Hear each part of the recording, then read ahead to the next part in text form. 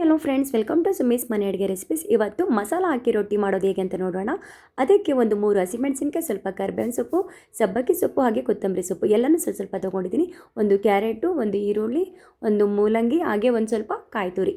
ಇದನ್ನೆಲ್ಲ ಚೆನ್ನಾಗಿ ಪೀಲ್ಔಟ್ ಮಾಡಿ ವಾಶ್ ಮಾಡಿ ತುರಿದು ಇಟ್ಕೊಂಡಿದ್ದೀನಿ. ಈಗ ಒಂದು ಸಣ್ಣ ಬೌಲಲ್ಲಿ 2 ಬೌಲಷ್ಟು ಅಕ್ಕಿ ಹಿಟ್ಟು, 3/4 ಟೀ ಸ್ಪೂನಷ್ಟು ಸಾಲ್ಟ್ನ ತೊಗೊಂಡಿದ್ದೀನಿ.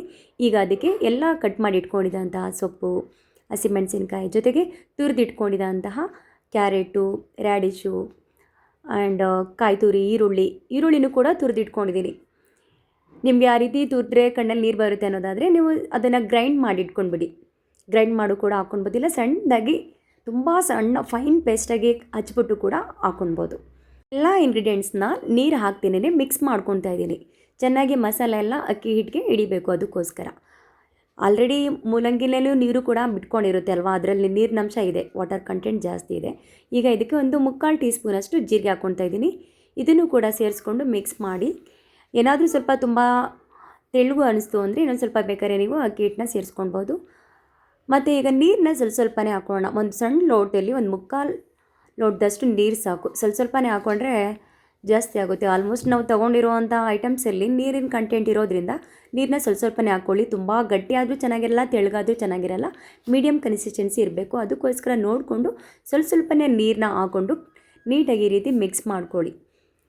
ನೋಡಿ, ಈ ರೀತಿ ಆದಷ್ಟು ಚೆನ್ನಾಗಿ ಮಿಕ್ಸ್ ಮಾಡಬೇಕು. ಯಾವ ರೀತಿ ಅಂತ ಅಂದರೆ ನಮಗೆ ಆ ಒಂದು ಹಿಟ್ಟು ಕಲಸಿರೋದು ಕೈಗೆ ಹಿಡಿಬಾರ್ದು, ಆ ಒಂದು ಕೈಗೆ ಅಂಟಬಾರ್ದು. ಆ ರೀತಿ ನಾವು ಚೆನ್ನಾಗಿ ಲಟ್ಟಿಸ್ಕೊಳ್ಬೇಕು, ಅದನ್ನ ನಾದ್ಕೊಳ್ಬೇಕು. ನಾವೆಷ್ಟು ಚೆನ್ನಾಗಿ ನಾದ್ಕೊಳ್ತೀವಿ ಅಷ್ಟು ಟೇಸ್ಟಿಯಾಗಿ ನೀಟಾಗಿ ಚೆನ್ನಾಗಿ ಬರುತ್ತೆ ಅಕ್ಕಿ ರೊಟ್ಟಿ. ಇದನ್ನು ನಾವು ಟೊಮೊಟೊ ಚಟ್ನಿ ಜೊತೆಗೆ ಕಾಂಬಿನೇಷನ್ ಮಾಡಿಕೊಂಡ್ರೆ ತುಂಬಾ ಚೆನ್ನಾಗಿರುತ್ತೆ. ಮಾಮೂಲಿ ಚಟ್ನಿಗಿಂತ ಟೊಮೊಟೊ ಚಟ್ನಿಲಿ ಒಳ್ಳೆ ಕಾಂಬಿನೇಷನ್ ಅಂತಲೇ ಹೇಳ್ಬೋದು. ಆ ಒಂದು ಟೊಮೊಟೊ ಚಟ್ನಿ ವೀಡಿಯೋ ಮಾಡಿ ಕೂಡ ಅಪ್ಲೋಡ್ ಮಾಡಿದ್ದೀನಿ ನನ್ನ ಚಾನಲ್ನಲ್ಲಿ, ಹೋಗಿ ನೀವು ಅದನ್ನು ನೋಡಿ. ಇಷ್ಟ ಆದರೆ ಲೈಕ್ ಮಾಡಿ. ನೋಡಿ, ಈ ರೀತಿ ಕನ್ಸಿಸ್ಟೆನ್ಸಿ ಬರಬೇಕು. ಆಲ್ಮೋಸ್ಟ್ ಎಲ್ಲ ನೋಡಿ ಮುದ್ದೆ ಥರ ಎಷ್ಟು ಚೆನ್ನಾಗಿ ಆಗ್ತಾಯಿದೆ.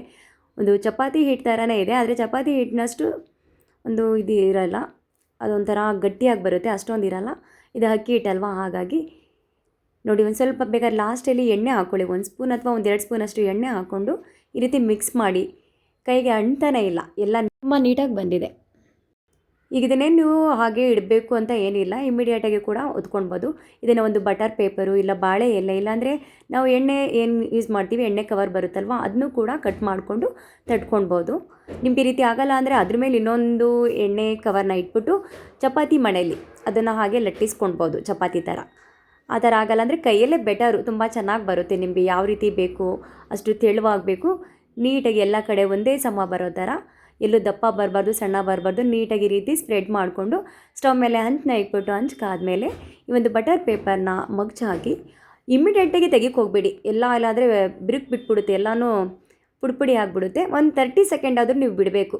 ಅದನ್ನು ಬಿಟ್ಟಾಗ ನಿಧಾನಕ್ಕೆ ಈ ರೀತಿ ರಿಮೂವ್ ಮಾಡಿದ್ರೆ, ಇಲ್ಲ ಕೈಯಲ್ಲಿ ಫುಲ್ಲು ಸ್ಪ್ರೆಡ್ ಮಾಡಿ, ಇಲ್ಲಾಂದರೆ ಒಂದು ದಬ್ಬೆ ತೊಗೊಂಡು ಸ್ಪ್ರೆಡ್ ಮಾಡಿದ್ರೆ ನೀಟಾಗಿ ಅದೇ ಬಿಟ್ಕೊಳ್ಳುತ್ತೆ. ಸೊ ಇಷ್ಟೇ, 2 ಕಡೆಯೂ ಚೆನ್ನಾಗಿ ಬೇಯಿಸಿ. ನಿಮಗೆ ಎಣ್ಣೆ ಬೇಕಂದರೆ ಎಣ್ಣೆ ಹಾಕ್ಕೊಳ್ಳಿ, ತುಪ್ಪ ಬೇಕಾದರೆ ತುಪ್ಪ ಹಾಕಿ, ಇಲ್ಲ ಬಟರ್ ಆದರೂ ಹಾಕ್ಕೊಳ್ಳಿ. ನಿಮ್ಗೆ ಏನು ಇಷ್ಟನೋ ಅದನ್ನು ಹಾಕ್ಕೊಂಡು ಈ ರೀತಿ ಸ್ಪ್ರೆಡ್ ಮಾಡಿ ರಿಮೂವ್ ಮಾಡಿದ್ರೆ, ನೋಡಿ ತೋರಿಸ್ತಾ ಇದ್ದೀನಿ ಮತ್ತೆ, ಈ ರೀತಿ ನೋಡಿ ಎಷ್ಟು ಚೆನ್ನಾಗಿ ಬರುತ್ತೆ, ಎಲ್ಲೂ ಕಟ್ಟಾಗಿಲ್ಲ. ನಾವು ಹೆಂಗೆ ತಟ್ಟಿದ್ವಿ ಅದೇ ರೀತಿ ಬರುತ್ತೆ. ಸೊ ನೀವು ಟ್ರೈ ಮಾಡಿ. ಇಷ್ಟ ಆದರೆ ಲೈಕ್ ಮಾಡಿ, ಶೇರ್ ಮಾಡಿ, ಕಮೆಂಟ್ ಮಾಡಿ. ತಪ್ಪದೆ ಬೆಲ್ ಐಕನ್ ಪ್ರೆಸ್ ಮಾಡೋದನ್ನ ಮರಿಬೇಡಿ. ಇದರಲ್ಲಿ ಮಿನಿಮಮ್ 8 ರಿಂದ 10 ಅಕ್ಕಿ ರೊಟ್ಟಿ ಆಗಿದೆ. Thanks for watching my channel. Keep supporting me.